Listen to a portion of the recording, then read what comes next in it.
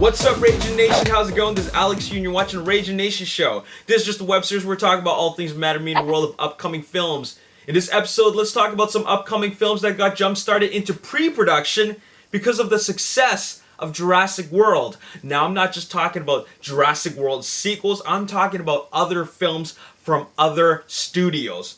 Now, before I talk about that, let's just recap on some of the records that Jurassic World broke at the box office. First of all, it is the first film to open with $500 million globally. The first film to ever do that in history, okay? Next, it is the fastest film to reach $1 billion worldwide in 13 days. That's how long it took it to do. Originally, that record was held by another film from Universal Pictures, and that was Furious 7. It took them only 17 days to do that, okay? Next, it has the highest domestic opening, and I'm talking about North America, at $208 million, beating out Marvel's The Avengers, okay? And also, it has the highest international opening, so that's the box office outside of North America, at $318 million. And also, it currently still holds the #1 spot, making it the holder of the biggest box office champ for its second week. Okay, so this really has the studios, not just Universal Pictures, but other studios opening their eyes about how they can piggyback off of this success. Now, first of all, for Universal Pictures, it is obviously no doubt in their mind that they're going to make a Jurassic World sequel. Chris Pratt has already been mentioned. It has been mentioned that Chris Pratt is already signed on for several sequels, multiple Jurassic World installments. Okay, so we can expect to see him in as early as 2017, reprising his role as Owen. All right, so that's pretty awesome. Okay, so what's next? Well, most importantly, what's next for the other studios? How are they going to piggyback off of this success? Well, I think that dinosaurs is something that movie fans want to see.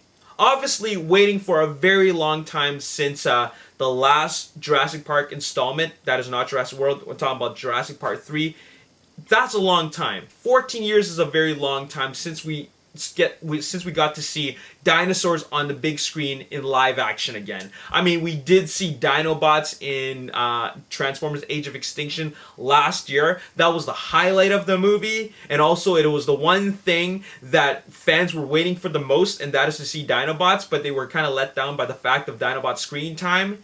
And then now we get Jurassic World this year, and obviously fans from all over the world love this film based on the box office results, okay? So, which means that fans of dinosaurs want to see more dinosaurs. So because of that, Warner Brothers is moving forward with their little prehistoric film called Meg. Now, if the name Meg, or rather title of the film Meg, sounds familiar, it is because that this film has been talked about for a very long time. As a matter of fact, I've been following all the news about Meg since the beginning. 1997, okay? 1997 was when Meg was conceptualized, okay? And the studios have been talking about it off and on for a very, very long time, but they never seem to really get the film off the ground. Maybe because they weren't sure if audiences really wanted to see it. But after the success of Jurassic World and also the presence of this aquatic dinosaur, in the film, it really made Warner Brothers feel that, okay, we got to make a movie out of some a really, really badass aquatic prehistoric creature. All right, and that would be Meg. Now, if you don't know what Meg is short for Megalodon, which is a huge, massive prehistoric shark that lived during the Cenozoic era. That is somewhere between 15.9 to 2.6 million years ago. It is huge. It is massive. It is much more vicious and larger than the great white shark. It is a prehistoric shark that is just monstrous. So kind of think about a Moby Dick film, but instead it is the Megalodon. Okay, now the premise is that, well, I don't know the premise, but I'm sure the concept of the film is that this shark still exists. Okay, this shark kind of, was brought back to life or always existed, and it's here in present time, and people want to go after it because it's obviously a very dangerous animal, and obviously, well, they get eaten. Okay, so it's moving forward, which is great because I do want to see this movie. And also, sharks, I personally think are very beautiful animals. Okay, I think they're misunderstood, and I love sharks. I'm very fascinated by them. And to see a giant shark like the Megalodon on the big screen is something that I would really, really love to see. Okay, now Eli Roth is directing. Eli Roth is a director behind a lot of horror films. Okay. And he is directing, and he will be directing a script written by Dean Georgaris, who is the writer of Lara Croft Tomb Raider, The Cradle of Life, and it will be produced by Belle Avria and Colin Wilson. So this film is really moving forward. I mean, they got all the filmmakers on board. I mean, they got the director, they got the writer, and they got the producers, and I think that they got the right director for this mix. I mean, Eli Roth directing a Megalodon, a Meg film, okay, Megalodon film. I mean, it's just gonna be a bloody good time, okay? We're gonna see a lot of chomping involved, and I think it's gonna make it really exciting for us, okay? So that's really, really exciting. This is something that was on hold for a very long time, and then after the success of Jurassic World, they made the official announcement that they're really gonna move forward with Meg, and hopefully, and they're gonna attempt to recreate that same sort of success. Obviously, it's not going to make that big of a box office mark, but the fact is that fans do want to see more dinosaurs and prehistoric animals on screen in live action, okay? Now, another film that is moving forward, finally, is a film that has nothing to do a whole lot with dinosaurs, but it's a film that has been on hold for a while, and it's a film from Sony Pictures, and it's called Passengers. Now, the reason why Passengers has been on hold for a very long time is because it's based off an original script. Now, you know that movies with original ideas and original films is kind of hit and miss, okay? A lot of these films just don't really make the mark. And it's, even though they make the mark critically, they don't make the mark at the box office. Unless, of course, a huge director is attached to direct the film, all right? Like Christopher Nolan, for example.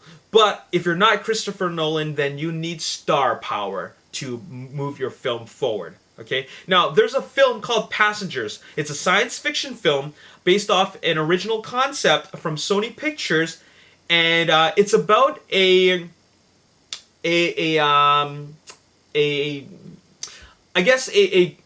bunch of people who are undergoing cryosleep because they're on their way to another planet that can sustain life. They're apparently their travel is supposed to be 90 years, so they're going under cryostasis. But one of the cryostasis chambers malfunctions, and one of the guys wakes up.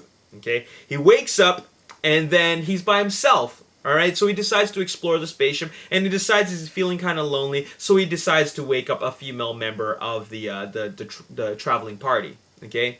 And then because of that, they wake up, they have chemistry together, and they start a romance, okay? And so that's what it is. It's a science fiction romance, and it's a story about people connecting, and it's an original idea, all right? But Sony Pictures didn't want to move forward with it because they're kind of skeptical about, like, if this movie will really be something that'll be accepted by audiences. Will people want to watch it? Well, now they know that they want to make it because Chris Pratt is going to be in this movie. And not just Chris Pratt, but Jennifer Lawrence. Imagine that. Two of America's biggest stars, the biggest male star and the biggest female star in the same film together. Not a big action spectacle, but a science fiction romance, okay? Probably going to be a bit of comedy involved because Chris Pratt, all right? I want to watch that film. I think I find that the concept is very fascinating, and not only that, these are two of my favorite actors going to be in the same film. Chris Pratt is a big box office draw. It started with the Lego movie, and then Guardians of the Galaxy, and then of course, Jurassic World. He plays badass characters, and not only that, off screen, he is an awesome human being. So because of that, people want to see Chris Pratt. And Jennifer Lawrence, obviously, big commodity, great actress, and you know what? All the studios want both of them in their movies because they draw in the box office. So because of that, Sony Pictures is moving forward. Now, originally, they not only did they not want to move forward with this film because it was an original idea, but these two actors that they had in mind cost a lot of money. $20 million is going towards Jennifer Lawrence, and $12 million is going towards Chris Pratt's actor fee. And this film is reportedly supposed to cost $120 million, which includes their actors' fees. Okay? So you can already imagine why Sony Pictures was concerned, and that was budgetary reasons. Can this movie make their money back? And I think that they can, as long as these two actors are on board, and they are. So therefore, they are moving forward. Passengers is a film that will be directed by Oscar-nominated director Morton Tildum, who directed The Imitation Game, and will be scripted by Prometheus writer John Spates.